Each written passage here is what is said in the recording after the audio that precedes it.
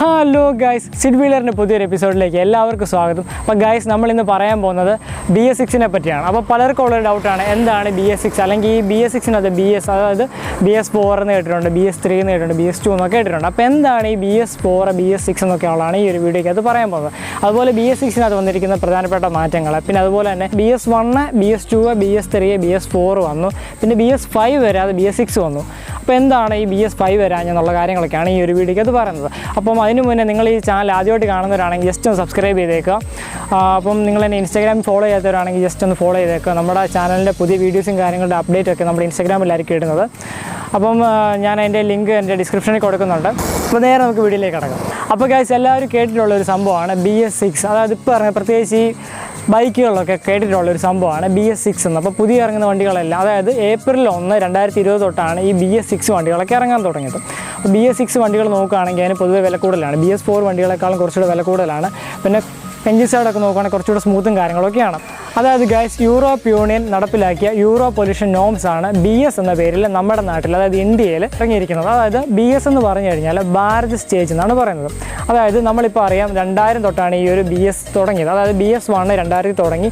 ഇപ്പം April 1, 2020 ആകുമ്പോഴത്തേക്കിനും BS6 വരെയായി നിൽക്കുന്നുണ്ട്. അപ്പോൾ നമുക്ക് ഈ ഒരു BSൻ്റെ ജേണി, അതായത് ഈ ഭാരത് സ്റ്റേജിൻ്റെ ജേണി എങ്ങനെയാണെന്ന് നോക്കിക്കഴിഞ്ഞാൽ 2000 തൊട്ട് 2003 വരെ BS1-കൾ, അതായത് BS1-ലുള്ള വണ്ടികൾ. 2003 തൊട്ട് 2005 വരെ നോക്കുകയാണെങ്കിൽ BS2 വണ്ടികൾ. 2005 തൊട്ട് 2010 വരെയുള്ള വണ്ടികൾ നോക്കുകയാണെങ്കിൽ BS3 വണ്ടികൾ. 2010 തൊട്ട് 2017 വരെയുള്ള വണ്ടികൾ നോക്കുകയാണെങ്കിൽ BS4 വണ്ടികൾ. പിന്നെ 2017 തൊട്ടുള്ള 2020 ഉള്ള വണ്ടികൾ BS5 എന്നുള്ള കാറ്റഗറിയിലാണ് പറയുന്നത്. പക്ഷേ അതങ്ങനെ പറയാറില്ല, അതും BS4ൻ്റെ കാറ്റഗറി തന്നെയാണ് ഉൾപ്പെടുത്തുന്നത്. നമുക്ക് 2020 April 1 ആയപ്പോഴത്തേക്കിനും നമ്മുടെ ഫുൾ വണ്ടികളെല്ലാം BS6-ലേക്കായി.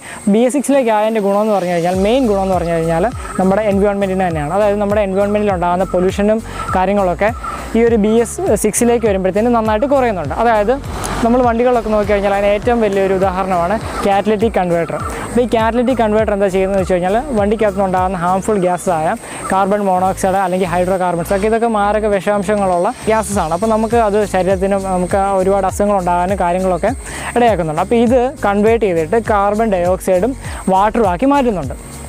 അപ്പോൾ ഇതാണ് നമ്മുടെ ഒരു മെയിൻ ചേഞ്ച്. പിന്നെ BS6-ലുള്ള മെയിൻ ചേഞ്ച് എന്ന് പറയുന്നത് നമ്മുടെ കാർബറേറ്ററിൻ്റെ പരിപാടി. അതായത് കാർബറേറ്റർ മാറിയിട്ട് നമ്മുടെ ഫുള്ള് EFI, അതായത് ഫ്യൂൽ ഇഞ്ചക്ഷൻ ടെക്നോളജിയിലേക്ക് മാറി.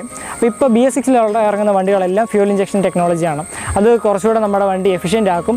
കുറച്ചുകൂടെ എന്താ പറയുക, നമ്മുടെ വണ്ടിക്കുള്ള പെർഫോമൻസ്, അതായത് വെറുതെ ഇന്ധനം കത്തിപ്പോകുന്ന ആ ഒരു സംഭവം അതിനകത്ത് നടക്കത്തില്ല. അതായത് BS4, BS3 വണ്ടികളൊക്കെ നോക്കിക്കഴിഞ്ഞാൽ കുറച്ച് റഫ് ആൻഡ് ടഫ് ആയിരിക്കും. നമ്മുടെ BS6-ന് അത്ര സ്മൂത്ത് ആയിരിക്കത്തില്ല. അപ്പം BS6 വണ്ടികളിലൊക്കെ വരുമ്പോഴത്തേന് സൗണ്ടിന് നല്ല വേരിയേഷൻ ഉണ്ട്. അപ്പോൾ മെയിനായിട്ട് സൗണ്ട് പൊല്യൂഷനും എയർ പൊല്യൂഷനും കുറയ്ക്കാൻ വേണ്ടിയാണ് BS6-ലേക്ക് വണ്ടികളൊക്കെ ഒന്ന് മാറ്റിയത്. അപ്പോൾ പിന്നെ നമ്മൾ ആദ്യം പറഞ്ഞു BS5 എന്തുകൊണ്ട് വന്നില്ല. അതായത് BS4-ഉം BS5-ഉം തമ്മിൽ വലിയ ചേഞ്ചസ് ഒന്നുമില്ല. അതുകൊണ്ടാണ് ഈ BS5 എന്നുള്ള ഇത് വരാതെ നേരെ BS4-ന് ചാടി BS6-ലേക്കായി. BS4 വണ്ടി ഒരു BS6 വണ്ടിയും കൂടെ കമ്പയർ ചെയ്ത് നോക്കിക്കഴിഞ്ഞാൽ നമുക്ക് അതിൻ്റെ വ്യത്യാസം അറിയാൻ പറ്റും. രണ്ടിനും നല്ല ചേഞ്ച്, പവറിൻ്റെ കാര്യത്തിലായാലും മൈലേജിൻ്റെ കാര്യത്തിലായാലും സൗണ്ടിൻ്റെ കാര്യത്തിലായാലും അതിനകത്തുനിന്ന് വരുന്ന ഹാംഫുൾ ഗ്യാസിൻ്റെ കാര്യത്തിലായാലും നമുക്ക് ആ ഒരു വ്യത്യാസം അറിയാൻ പറ്റും.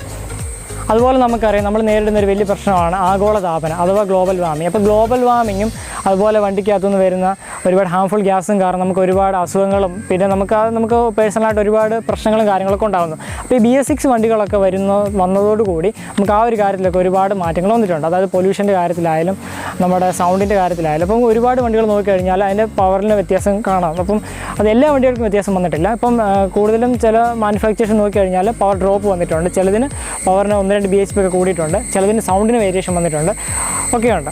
അപ്പോൾ എല്ലാ BS6 കാരണം എല്ലാ വണ്ടിയും പവർ കുറയുമെന്നല്ല പറയുന്നത്, മാനുഫാക്ചറിനെ ഡിപ്പെൻഡ് ചെയ്തിട്ടായിരിക്കും ഒരു പവറിൻ്റെ വേരിയേഷൻ വരുന്നത്.